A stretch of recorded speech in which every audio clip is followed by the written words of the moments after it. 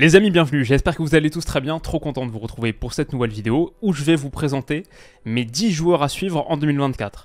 Non, j'ai menti, il n'y en a pas 10, il y en a 20. 20 joueurs, parce que ça fait un plus beau titre, 10, mais en vrai, dans ma liste à la base, je crois que j'en avais 150. Donc déjà, écrémer et en prendre que 20, c'était pas facile. Vidéo un peu plus longue que prévu, j'espère que ça vous plaira. On commence à la 20e place avec Viktor Gyökeres, qui est en gros un attaquant suédois de 25 ans qui joue au Sporting et qui est en train de tout éclater dans le championnat portugais. Il a planté 11 buts et donné 7 passes D en 15 journées de championnat pour l'instant. En Europa aussi, il a un petit peu marqué, il est sur 18 buts et 10 passes, toutes compétitions confondues, cette saison, en à peu près 1800 minutes de temps de jeu.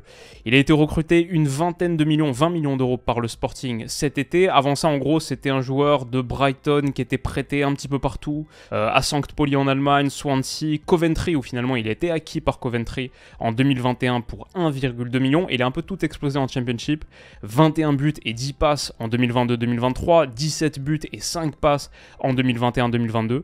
Donc ça s'est bien passé pour lui en Angleterre. Maintenant, il fait cette grosse saison au Portugal et en plus, le Sporting est encore engagé en Europa League. S'il finit comme il a commencé et qu'il finit à, je sais pas, 35 buts, 20 passes D, ce qui est son rythme actuel, que le Sporting fait un bon parcours en Europe, il pourrait être une des attractions du prochain mercato, donc c'est pour ça que je l'ai mis sur ma liste. Je ne l'ai pas mis plus haut parce qu'il aura quand même 26 ans en juin. Je ne l'ai pas mis plus haut aussi parce que la Suède jouera pas l'Euro. Mais voilà, peut-être quelqu'un dont on entendra un petit peu plus parler sur les prochains mois. À la fin, ça reste un buteur scandinave d'1m87, qui est assez puissant, qui aime attaquer le grand espace avec de longues foulées. Pourquoi pas le voir en première ligue, au moins dans un club de milieu de tableau de PL. Peut-être que ce sera le destin donc de Viktor Gyökeres. À la 19e place, j'ai mis Archie Gray. Alors lui, il pourrait se retrouver en première ligue sans avoir à faire de transfert, parce que c'est Archie Gray de Leeds, c'est le petit milieu central de 17 ans de Leeds United. C'est ses tout premiers matchs en pro, 1er juillet 2023, et il a explosé pour se retrouver coté à 14 millions aujourd'hui sur Transfermarkt, 24 apparitions, la plupart en tant que titulaire. Il fait un très très gros début de saison, au départ en tant que milieu central, milieu défensif, de plus en plus là il dépanne en tant que latéral droit. Donc je pense pas que ce sera son destin à terme, mais ça lui donne beaucoup de minutes, il joue tous les matchs, il les joue titulaires, il est jamais remplacé quasiment, 90 minutes à chaque fois pour le petit Archie Gray, qui est très élégant, très technique, sans doute encore un peu tendre, mais ça a vraiment l'air d'être un super petit joueur. Et du côté de Leeds, qui est en train de faire plutôt une bonne saison, je dirais aussi à surveiller, lui, Crysencio Summerville, au bout de 23 journées de Championship, 12 buts, 6 passes D, il est excellent. On l'avait déjà vu en Première Ligue un petit peu saison dernière, mais là il est en train de faire cette énorme campagne de Championship. Il est sur les radars de Liverpool, il n'a toujours pas été sélectionné avec les Pays-Bas A, mais il y a l'Euro qui arrive bientôt. Et donc comme on l'a dit, là, Leeds est 4e de Championship pour l'instant. Ils sont un peu distancés pour la montée directe, la promotion automatique, mais peut-être dans les playoffs, ça pourrait se jouer pour l'équipe de Daniel Farke, donc ça pourrait nous permettre de voir Archie Gray et Crysencio Summerville, qui est sur les tablettes de Liverpool en ce moment, en première ligue saison prochaine. 18e place, j'ai mis Gift Orban, cet attaquant nigérian de 21 ans qui était sur les tablettes de Tottenham cet été, qui a failli être recruté par les Spurs. Il est sorti un petit peu de nulle part. Si on regarde son parcours, il a été scouté par Stabæk, un club norvégien, en 2022, qu'il avait trouvé dans un petit tournoi local au Nigeria. C'est vraiment une histoire sortie de nulle part. Il valait encore 100 000 euros le 2 août 2022, il y a un an et demi. Et derrière, il a totalement explosé. Il fait 24 matchs en Norvège, 19 buts, 7 passes décisives. Donc il ne reste pas. Hop, il est recruté par la Gantoise. 22 matchs de Jupiler et de Conference League confondus. Il a planté 20 buts. Mais cette saison, malgré 9 buts sur les matchs de Conference League et de qualification pour la Conference League, en championnat, ça se passe un peu moins fort. 17 apparitions, 3 petits buts seulement. Il y a un ralentissement de sa progression au point où même sa cote de valeur a baissé. Il est passé de 20 millions à 15 millions. Il n'a pas été appelé par le Nigeria à la CAN. Alors après, le Nigeria déborde de talent offensif. C'est pas les attaquants qui manquent. Mais quand même, je pense qu'en début de saison ou fin de saison dernière, avec ce qu'il faisait à la Gantoise, ça devait faire partie de ses objectifs sans doute. Et là, il y a un petit ralentissement de la progression. Donc c'est pour ça que son 2024 m'intéresse énormément. C'est déjà un tournant en fait pour Gift Orban. 2023, c'était un cadeau. Une année cadeau pour Gift. 2024, là, c'est vraiment un moment décisif de sa carrière, et il a que 21 ans. Gift Orban à suivre. Alors ça, c'est aussi un autre moment important du football belge. Amin Al-Dakhil, sa suite à lui, encore plus important parce qu'il est belge, né à Bagdad, né en Irak, mais international belge, 4 sélections. Il a commencé à être pris par les Diables de Tedesco, il a joué notamment au dernier rassemblement international, 90 minutes contre la Serbie. 10 titularisations consécutives en première ligue dans le Burnley de Vincent Kompany, son année démarrait parfaitement. Et depuis, il a totalement disparu de la circulation. Il n'a plus la confiance de Kompany. Il a joué 20 minutes depuis fin octobre. Donc ça aussi, un petit peu comme Gift, c'est la trajectoire prend pas la bonne direction. Et c'est un truc à surveiller pour ce qui est quand même un des centraux assez prometteurs. Forcément, s'il joue plus en club, il sera plus appelé. Donc Amin Al-Dakhil, sa suite, lui aussi m'intéresse / m'inquiète. C'est une des petites histoires de 2024. Plus positive, celle de Santiago Jiménez. Peut-être que ce nom vous parle pas trop, c'est le joueur le plus cher d'Eredivisie, 50 millions sur Transfermarkt, parce que c'est l'attaquant du Feyenoord qui est en train de tout exploser en ce moment. 16 apparitions en Eredivisie, 18 buts, 4 passes D, il a aussi planté en Champions, 20 matchs, 20 buts en gros pour Santiago Jiménez, et 5 passes D, un truc comme ça. C'est un buteur qui est très mobile, assez complet, pas vraiment une force de la nature, mais juste un super sens du but, un excellent pied gauche, il est pas mal dans le domaine aérien non plus. Il a déjà 24 sélections avec le Mexique, et le Mexique joue la Copa América cet été. Et à 22 ans donc, il en aurait 25 au moment où le Mexique reçoit des matchs de la Coupe du Monde 2026. Voilà, juste Santiago Jiménez en 2024 et peut-être plus loin encore, à surveiller. Gardons un œil sur ce nom. 15e place, j'ai mis Guillaume Rest, on va pas s'éterniser parce qu'on en parle depuis un moment sur la chaîne, bien sûr, le gardien du TFC à 18 ans. Bon bah c'est peut-être le futur gardien de l'équipe de France, pour un poste qui est tellement spécial, où la maturité, l'expérience, le vécu sont tellement importants. Être là à 18 ans, avec en plus, il n'y a pas une énorme richesse je trouve actuelle sur le poste de gardien chez les très très jeunes, donc être là à 18 ans, c'est spécial. Maintenant, on a eu aussi un gardien précoce, prodigieux, toulousain, extrêmement jeune, Alban Lafont, dont la courbe de progression a un petit peu plafonné. Il n'est pas devenu peut-être le gardien qu'on l'imaginait devenir.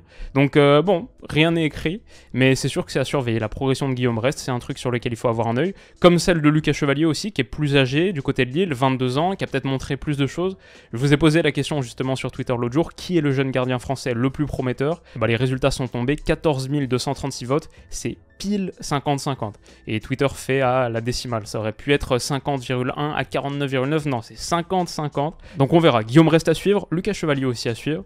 Et peut-être si on doit parler d'un autre jeune gardien, pas français, danois cette fois, du côté de Villarreal, Philippe Jørgensen, qui a 21 ans, montre plutôt de bonnes choses sur cette première partie de saison.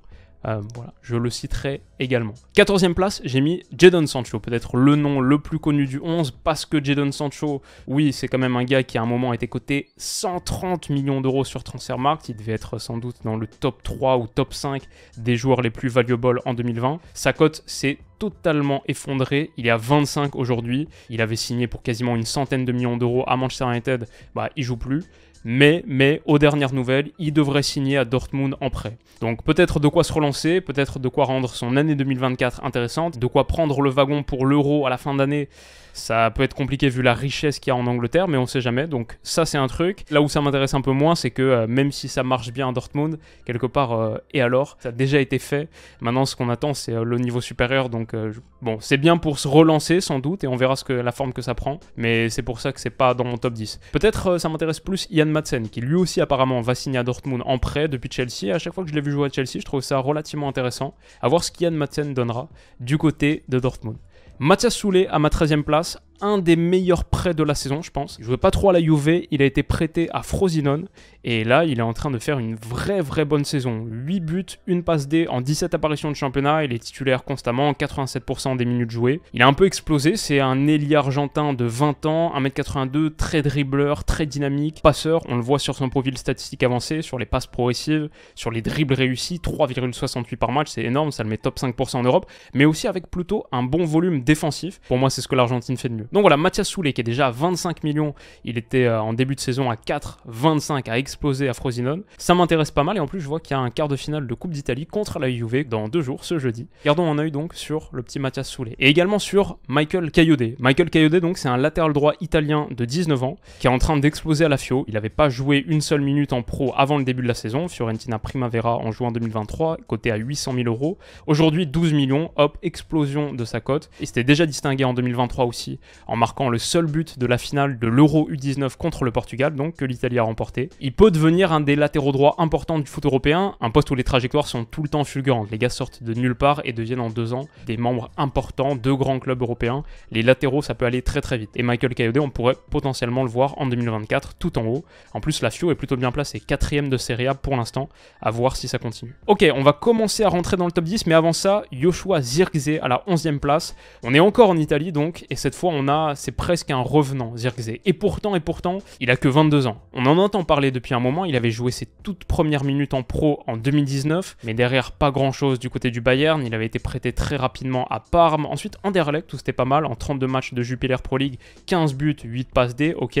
Bologne saison dernière, 2 buts, 2 passes, mais maintenant dans le Bologne de Thiago Motta qui est en train de faire aussi un super début de saison en Italie, 7 buts, 2 passes pour Zirkzee, qui au-delà de son bilan statistique est un profil assez rare je pense. Avant-centre d'1m93, qui a plutôt une bonne accélération sur 5 mètres, mais il n'est pas forcément ultra rapide. Je trouve qu'il se distingue surtout par sa très grande qualité technique. Il y a des contrôles orientés qui sont vraiment spéciaux. Et puis juste en général une excellente vision du jeu. Je dirais que c'est pas un attaquant néerlandais pour rien, il me fait un peu penser à mon joueur préféré de tous les temps. If you know, you know. Voilà, pour Zirkzee c'est que le début de la route, mais il est enfin sur ce début de la route, alors qu'on pensait peut-être que ça allait jamais arriver. Et il y a aussi aucune sélection chez les A encore pour Zirkzee. Avec l'Euro qui arrive, ça pourrait être une des grosses histoires de l'été. Et en plus c'est un gars qui est vraiment kiffant à regarder, donc voilà, Zirkzee à suivre du côté de Bologne. On rentre dans le top 10. Ça c'est un nom, je pense pas grand monde en avait entendu parler avant, il y a quelques mois, le début de cette saison 2023-2024, c'est Rooney Bardghji, néo-Koweït, suédois, qui joue à Copenhague, que l'Europe a découvert en Ligue des Champions, sans doute grâce à son but contre Manchester United, qui avait permis à Copenhague donc de l'emporter, plus tard de se qualifier pour les huitièmes de finale de Champions, où ça va jouer City. Voilà, c'est un petit ailier qui vient de fêter ses 18 ans, très prometteur. Récemment, le football scandinave produit d'excellents joueurs, qu'on a dit, donc il est néo-Koweït, mais aussi syrien, suédois-syrien. Voilà, super petit profil qui a joué pour l'instant dans les sélections de jeunes de la Suède. J'entends aussi que Tottenham serait dessus, je pense que des offres vont arriver déjà sur ce mercato hivernal, et peut-être aussi cet été. Rooney Bardghji, on va sans doute continuer à en entendre parler un petit moment. Comme Loïs Openda, je dirais, lui aussi on va en entendre parler pendant un moment, il est en train de franchir les étapes, sans problème, chaque nouvelle étape, aucun souci, il a signé à Leipzig cet été, voilà, maintenant il est coté à 55 millions sur Transfermarkt, c'était 35 au début de l'été quand il était acheté à Lens, et ouais, sur sa dernière année au Vitesse Arnhem, en 2021-2022, toutes compétitions confondues, il en avait planté 24, à Lens, une saison suffisant pour mettre 21 buts et donner 4 passes décisives, et ça c'est juste en Ligue 1, et là, déjà en Bundesliga, pour l'instant, 11 buts, 4 passes D, 15 contributions décisives donc en 16 matchs. Il a planté 4 fois aussi en Champions et sur ces 4 buts, il y en a 3 qui sont contre Manchester City. Leipzig qui va jouer cette énorme huitième de finale contre le Real Madrid à très forte exposition, ça aussi ça pourrait être utile pour Loïs Openda. Et à la fin de l'année, il y a l'Euro. Loïs Openda, il est plutôt remplaçant sous Domenico Tedesco, c'est Lukaku qui est titulaire en pointe, Lukaku qui a explosé le record de buts sur la phase de qualification pour l'Euro. Mais quand on regarde cette triplette potentielle avec Bakayoko à droite, Doku à gauche, Doku, Openda, Bakayoko, c'est un beau trio et un bel avenir pour les Diables Rouges, du moins sur les postes offensifs. Et ça sera intéressant à voir, mais voilà, aussi une des raisons de suivre Loïs Openda en 2024. J'ai mis un défenseur à la 8ème position, il n'y a pas beaucoup de défenseurs dans cette liste, mais Murillo de Nottingham Forest mérite distinction. Il est ici, défenseur central brésilien de 21 ans, qui a signé cet été à Nottingham Forest. Il est arrivé en provenance des Corinthians, il a été acheté 12 millions, il en valait 3,5 pour Transfermarkt. Aujourd'hui, il est là à 22. Et Murillo, en vrai, il fait un très gros début de saison. Forest n'est pas top, ils sont 15-16e en première ligue, il me semble. Mais franchement, c'est pas de sa faute. Rien à voir avec lui, lui fait un très bon début de carrière en première ligue. C'est un taureau, les highlights sont assez impressionnants. Et en plus, il a une sacrée force de percussion pour un défenseur central. C'est un vrai central dribbleur. Possession progressive top 10%, dribble réussi, 1 par match. C'est le central qui réussit le plus de dribbles en PL et top 1% en Europe. Donc pas grand monde perce autant. C'est un peu la perceuse, le Jonathan Gradit de la première ligue, ce Murillo. Et un autre défenseur à surveiller du côté de l'Angleterre dont on parle un petit peu moins. Hugo Larsson par contre en Allemagne, ça c'est un nom qui revient beaucoup. C'est un des très gros talents de Bundesliga. Voilà, il est là, le milieu de terrain suédois, encore un suédois, né en 2004, donc 19 ans, 1m87, évalué déjà à 28 millions sur Transfermarkt. Il était au début de saison à 9, le montant pour lequel Francfort l'a acheté cet été à Malmö. Il est arrivé, il est déjà le boss de l'entrejeu, souvent aux côtés de Mario Götze dans ce tandem du milieu de terrain, 3-4-2-1 pour Francfort. À 19 ans, il dégage une maturité vraiment impressionnante, c'est un peu un 6-8, mais qui peut se projeter aussi. Malgré son 1m87, il a beaucoup de mobilité, pas que du contrôle, de la percussion aussi, super intelligence de jeu. C'est peut-être un mini Jude Bellingham dans le profil, c'est un Hugo Larsson, on va dire, et il est vraiment impressionnant. Donc un super joueur. Il fait une année extraordinaire à Francfort, comme quelques autres qui seront dans la liste complémentaire. 6e place après Hugo Larsson, j'ai mis un autre milieu de terrain de Bundesliga, Alexander Pavlovic, qui a aussi 19 ans et qui joue du côté du Bayern. Il a moins joué qu'Hugo Larsson pour l'instant cette saison, moins de minutes, mais il a été très bon à chaque fois que je l'ai vu. Assez similaire aussi, milieu défensif, 1m88, 19 ans donc, comme on a dit. Cette zone-là au milieu, c'est pas forcément la mieux fournie pour le Bayern, et dans le 4-2-3-1, il y a 2 positions à prendre, donc c'est pour ça qu'on a vu de plus en plus d'Alexander Pavlovic, qui a fini l'année 2023 sur 2 titularisations pleines, 90 minutes à chaque fois. Et au Bayern, il y a bien sûr le super sub Mathys Tel, dur de prendre des minutes derrière Kane, mais il fait plutôt pas mal avec le temps de jeu qu'il a, surtout en début de saison où il était assez impressionnant. Donc j'aurais pu mettre Mathys Tel dans ce classement, qui est à 50, qui a déjà commencé à percer, mais Alexander Pavlovic, que Transfermarkt cote seulement à 2 petits millions d'euros, et qui pourtant a été actualisé 14 décembre, il a peut-être explosé en 2024. Peut-être que le Bayern n'aura pas à prendre son Joao Palhinha ou un autre, peut-être qu'ils ont déjà ce qu'il faut avec donc Alexander Pavlovic. 5e position, on rentre dans le top 5, là j'ai mis Michael Olise de Crystal Palace. Alors lui, il a déjà bien percé, donc il est à 5 buts en 9 petites apparitions de PL, mais parce qu'il y a eu pas mal de blessures, malheureusement il a raté quasiment toute la première moitié de cette première partie de saison. Derrière il a fini très fort, il est encore touché aux ischios, donc je crois qu'il va rater janvier, et c'est aussi pour ça que j'ai envie de le suivre. Je pense qu'un Michael Olise fit sur patte, avec des soucis de blessure derrière lui, ça peut être un des gros talents qui compte sur les années à venir en PL, mais il y a cette blessure récurrente à surveiller, il y a des petits problèmes physiques, donc voilà, c'est un truc. En tout cas c'est un gros talent, gros joueur, qui commence à percer l'écran en première ligue. Comme Cole Palmer, qui a beaucoup été couvé à Manchester City, qui a joué des bouts de match de temps en temps et qui montrait déjà des choses intéressantes, mais là, dans la pépinière de talent qu'est Chelsea, il est en train de s'imposer comme étant le talent numéro 1. Il a fait un très gros début de saison. Ça semblait être un achat presque un peu luxe, peut-être pas nécessaire, pris sur le dernier jour du mercato estival pour 47 millions d'euros, ça semblait beaucoup pour Chelsea. Mais la qualité technique qu'il montre, la maturité et le volume de jeu énorme. Voilà, mon idée pour 2024, c'est que Cole Palmer, c'était un joueur qui était prometteur à City. Là, maintenant, à Chelsea, il a l'opportunité de devenir peut-être le visage de Chelsea et donc un des visages de la Première Ligue. Il a été appelé au dernier rassemblement international aussi par Southgate, donc il arrive juste à temps pour se mêler à la course pour l'Euro, même si la concurrence sera rude. Ça rend aussi son 2024 très intéressant. Et enfin sur le podium, 3e place, j'ai mis d'abord Bilal El Khanous, véritable prodige du football marocain, c'est un joueur que je trouve extraordinaire et il a déjà commencé à montrer tellement de choses, 3000 minutes, toutes compétitions confondues, un des joueurs qui a le plus joué sur cette première partie de saison en Europe, tout championnat confondu, à 19 ans, progresse, vitesse éclair, c'est un joueur que je trouve électrique, tellement kiffant, progression linéaire, ça se passe bien pour lui en club, il commence à avoir de plus en plus d'opportunités avec le Maroc, je pense que ça pourrait être un des joueurs majeurs de cette Coupe d'Afrique des Nations et ça peut devenir, si la mentalité suit ce qu'il montre sur le plan technique, tactique, la maturité et le volume de jeu qu'il a, si la mentalité suit, honnêtement, il n'y a pas de raison que Bilal El Khanous devienne pas, comme je le disais dans ma vidéo avec Stan, un des joueurs qui compte dans le foot européen. Il en reste 2, et c'est 2 énormes cracks. D'abord, Leny Yoro, du côté de Lille, il vient d'avoir 18 ans, il a eu 18 ans en novembre. Déjà un patron à Lille, qui est pisté par le Real, le Bayern, Liverpool, le Paris Saint-Germain. La France forme beaucoup d'excellents défenseurs centraux. C'est peut-être le plus prometteur de tous à l'heure actuelle. Il a tout, et il a déjà explosé. Donc en 2024, il faut juste continuer à le suivre, comme celui que j'ai mis à la première place de ce classement, bien sûr, Warren Zaïre-Emery. Parce que 2023, ça a été son année. Ça a été l'année de la révélation pour un gars qui a percé en Champions, qui a connu sa première sélection avec l'équipe de France. Pourquoi est-ce qu'il faut continuer de le suivre en 2024 ? Parce que pour moi, c'est que le début. Je pense vraiment qu'on a un des plus gros talents du foot européen devant nos yeux. Volume de jeu, vitesse de sa progression, maturité tactique, QI foot, intensité défensive, volume d'effort, mentalité, tout ça à 17 ans, le foot européen pose des jalons sur sa progression, des temps de passage, il explose tout. Il a qualifié le PSG pour les 8e de finale de Champions, joueur le plus jeune de l'histoire de l'équipe de France post-Seconde Guerre mondiale, buteur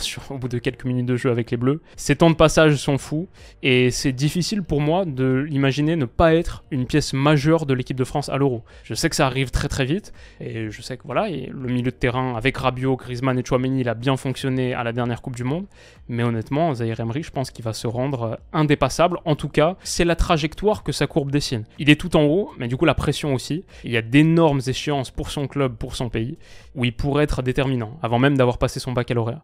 Donc c'est la raison pour laquelle je mets Zaïre Emery tout en haut de cette liste. J'ai essayé de faire une petite liste complémentaire aussi, quelques gars qui franchement pourraient être aussi dans les 20, Xavi Simons qui a énormément percé en 2023, donc peut-être que ça faisait un petit peu redite par rapport à certains, mais 2024, il y a un très très gros affrontement en Ligue des Champions contre le Real Madrid, comme pour Openda on en a parlé, ça va être un sacré révélateur, lui en plus le gars formé au Barça contre le Real, etc.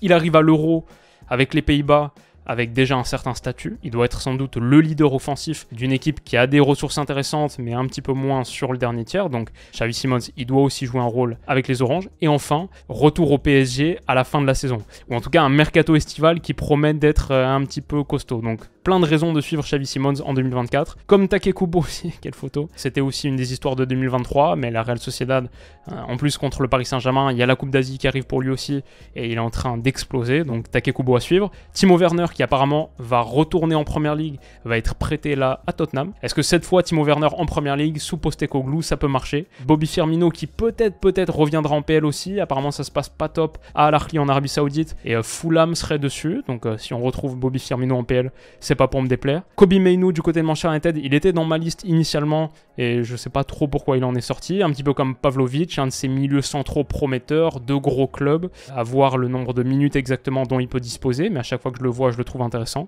J'aime bien Antoine Griezmann aussi, mais je le mets pour une raison totalement différente. Il peut finir meilleur buteur de l'histoire de l'Atlético Madrid. Avec son prochain but, il le deviendra.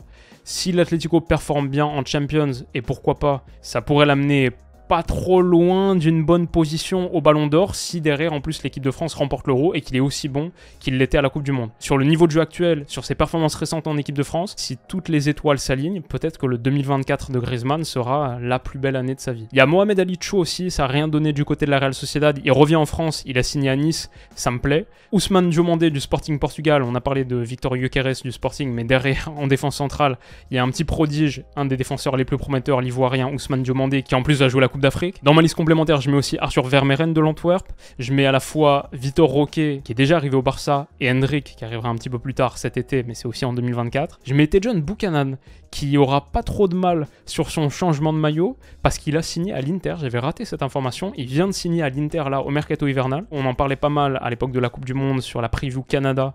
J'aimais pas mal ce profil. À l'Inter, là, pour 7-8 millions d'euros, s'il a du temps de jeu. Un truc à suivre, en tout cas, pour l'Inter qui fait une très très belle saison. On a aussi, du côté de Girone, tous les joueurs dont on a parlé dans la dernière vidéo, mais particulièrement, si je dois en retenir 4, Gutiérrez, qui est là sur la miniature, le latéral gauche, ex-Real Madrid. Yann Couto, le latéral droit brésilien-portugais de 21 ans, là, prêté par City. Dovbyk, l'avant-centre ukrainien, et Savio aussi, le petit ailier prêté par l'Estac du City Group. 4 joueurs sur lesquels il faut garder un œil, comme du côté de City aussi, Oscar Bob, le Norvégien, dommage que la Norvège joue pas l'Euro, Javi Guerra, le milieu central de Valence, et puis 2 Algériens, Mohamed Amoura, qui est en train de tout éclater à l'Union Saint-Gilloise, peut-être dès la Coupe d'Afrique, on va voir des choses intéressantes, et Fares Chaibi, qui est ici, et l'ex-Toulousain, qui est en train de faire de belles choses à l'Eintracht, comme aussi un autre gars qu'on va voir, qui n'est pas algérien, qui est égyptien, qu'on va voir à la Coupe d'Afrique, c'est Omar Marmouche, l'avant-centre, qui est déjà à 7 buts en Bundesliga et 4 ou 5 en Europe avec l'Eintracht. On voit d'ailleurs le petit Hugo Larsson qui est ici à l'arrière-plan. Voilà, beaucoup de joueurs à suivre. Je crois que j'avais aussi un Dominique Solanke qui est plutôt intéressant à Bournemouth sur ce début de saison, Samu Omorodion, quelques joueurs ici et là. Mais je crois qu'on a fait une synthèse au moins respectable. Si c'est le cas, si vous avez apprécié cette vidéo, si vous l'écoutez en podcast, merci. Vous pouvez mettre un commentaire si c'est sur YouTube, un petit pouce bleu aussi, et pourquoi pas vous abonner à la chaîne, ça me ferait très plaisir. Rendez-vous très vite pour la prochaine vidéo, prenez soin de vous, et à bientôt. Bisous.